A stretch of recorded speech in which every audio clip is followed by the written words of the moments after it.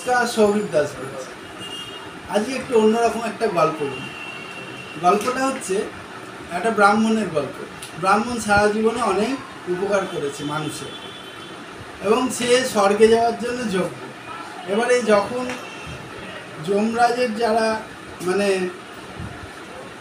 যমদূত যারা আছে, তারা যখন তাকে নিতে এসছে, তখন তারা বলছে যে ব্রাহ্মণ, তুমি তো স্বর্গে তো যেতেই পারবে, কোনো অসুবিধা নেই, কিন্তু তুমি কি একবার নরকটা দেখে আসবে? তুমি কিন্তু চাইলে একবার নরকটা ঘুরেও আসতে পারো, তাহলে তুমি ডিফারেন্সটা বুঝতে পারবে, স্বর্গের সঙ্গে নরকের ডিফারেন্সটা বুঝতে পারবে। তখন ব্রাহ্মণ বলছে ঠিক আছে, তাহলে তো একবার নরকটা ঘুরেই আসে। তখন নরকে গিয়ে দেখছে একটা বিরাট সুন্দর দরজা। সেই দরজা যখন খুলেছে, তখন দেখছে কেউ রোগে কাতরাচ্ছে, ঠিক আছে, কেউ মাথা ধরে শুয়ে আছে, কারোর মুখে হাসি নেই, কেউ কারোর সঙ্গে কথা বলছে না। সে একটা বাজে পরিস্থিতি, মানে সবাই রোগ যন্ত্রণায় কাতরাচ্ছে।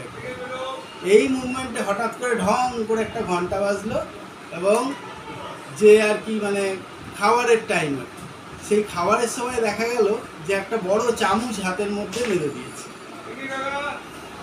তো কেউ খেতে তো পারলো না, একটা হাতে বিরাট বড় একটা চামচ। যখনই খাবার তুলছে, সে বাইরে দিয়ে চলে যাচ্ছে, তাদের কারোর খাওয়া সেরকমভাবে হলো না, যার ফলে আরোই মুখটা খারাপ সবার। তখন বললো এখানে আর থাকা যায় না। ব্রাহ্মণের মনটাও খারাপ হয়ে গেল যে সারাক্ষণ রোগ বাগ, হ্যাঁ, এখানে থাকা যাচ্ছে না। তখন বললো আমি স্বর্গেই যাব। স্বর্গে গিয়ে দেখছে সেম দরজা। তা স্বর্গে যখন গেল, তখন দেখছে সেখানে নাচ হচ্ছে, গান হচ্ছে, সবাই সবার সঙ্গে গল্প করছে, কারোর কোনো রোগ বাগের কোনো চিহ্নই নেই। ঠিক সেই মুভমেন্টে হঠাৎ করে ঢং করে আবার একটা ঘন্টা।